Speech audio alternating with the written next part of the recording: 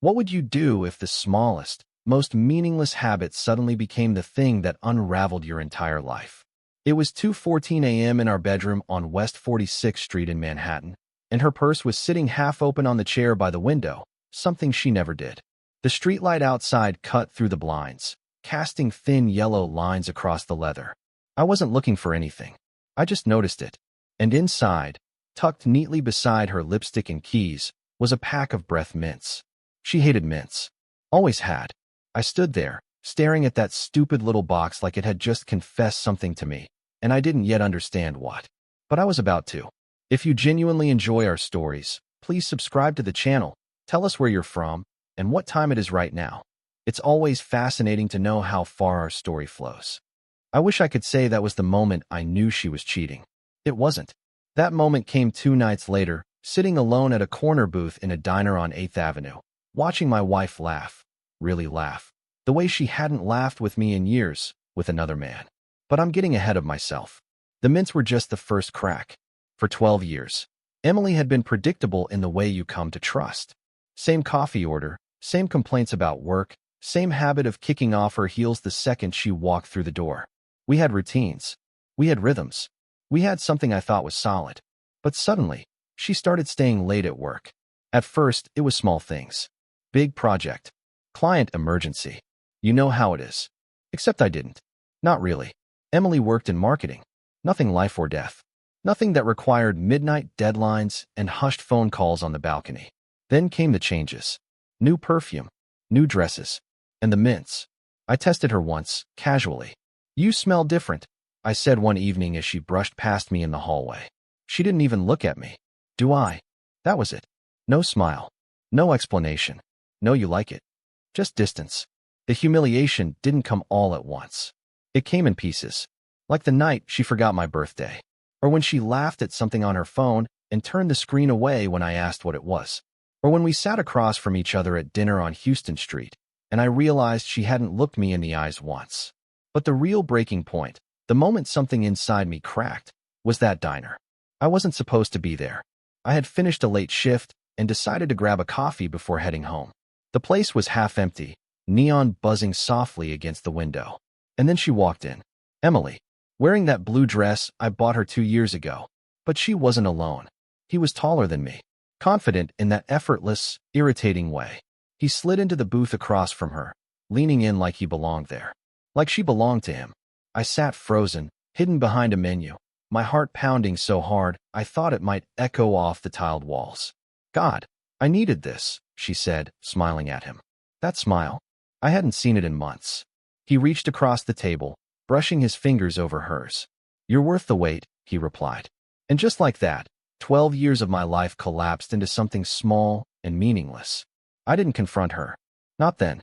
I paid my bill, walked out into the cold Manhattan night, and kept walking until my legs stopped working. She came home at 1:30 a.m. "Long day," she said, kicking off her heels like nothing had changed. I just nodded. That was the night I stopped being her husband and started becoming something else. The next few weeks were methodical. Pain has a strange way of sharpening your mind. I started noticing everything. The way she angled her phone away. The names that popped up on her screen, saved under fake contacts. The receipts she forgot to throw away. A hotel on Lexington Avenue. A bar in Soho. A parking garage ticket from a place she had no reason to be. I didn't confront her. I collected. Screenshots. Photos. Timestamps. I followed her once. Watched her step into a boutique hotel on 5th Avenue with him. Watched him place his hand on the small of her back like he'd done it 100 times before. That was the night I sat in my car and cried. Not loudly. Not dramatically. Just quietly. Because something inside me had finally accepted the truth. And once I did, something else took its place. Cold. Precise. Ruthless. Emily started getting bolder. She stopped pretending. "Why are you always home?" she snapped one evening. I looked at her, genuinely surprised. "It's my house." She rolled her eyes. "God, you're exhausting." Exhausting. That's what 12 years made me. Meanwhile, his name was Jason, I found out, walked around like he owned the world. Single. Charming. Completely unaware of the storm I was building. They thought they were untouchable. That's the thing about people like them. They mistake silence for weakness. I hired a lawyer. A very good one. I handed over everything. Photos, messages, hotel records. In New York, he told me, this is more than enough. We didn't rush. We waited. Because revenge isn't about speed. It's about timing. I let her keep playing her game. Let her dig deeper. Let her get comfortable. And then, I set the trap. It started with a dinner. Her idea. Let's go out, she said one evening, almost too sweet. Like we used to. I almost laughed. But I agreed. We went to a restaurant on Park Avenue. Nice place. Quiet. Dim lighting. Halfway through dinner, I leaned forward. I know, I said. She froze. Know what? She asked, her voice tight. Everything. For a second, I saw it. Fear. Real, genuine fear. Then it vanished, replaced by anger. You're being paranoid, she snapped. I smiled and slid my phone across the table. Photos, messages, receipts. Her entire double life laid out in front of her. Her hands started shaking. You went through my things, she whispered. That's what you're worried about? I asked. She had no answer. That night, she didn't come home. She went to him. Of course she did. But she didn't know it was already over. The divorce papers were filed the next morning. But that wasn't the end. That was just the beginning. Jason worked in finance. A very public, very reputation-sensitive job. Turns out, his company had strict policies about relationships with married clients. Especially when those relationships involved deception. I made a few calls, sent a few emails, attached a few files. The fallout was immediate. He lost his job within a week. Emily, meanwhile, tried to fight the divorce. Until my lawyer presented the evidence in court. The judge didn't even hesitate. She lost everything. The apartment, the assets, the life she thought she could juggle without consequences.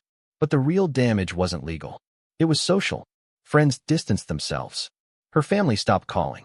The story got out. People talk in this city, especially when there's something juicy to tear apart. I didn't need to say a word. The truth did all the work for me. Months later, I saw her again. Outside a small cafe in Brooklyn. She looked smaller. Not physically, just diminished. Like the version of herself she used to be had been stripped away. She saw me. For a moment, I thought she might come over. Apologize. Explain. Beg. But she didn't. She just looked at me, and then looked away. Like I was the stranger. And maybe I was. Because the man who loved her didn't exist anymore. That night, I went home to my empty apartment. Sat by the window. Watched the city move on like it always does. And for the first time in a long time, I felt nothing. No anger. No sadness. Just silence.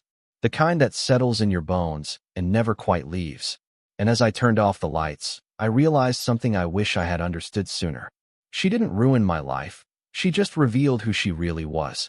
And that was enough to destroy everything. The end.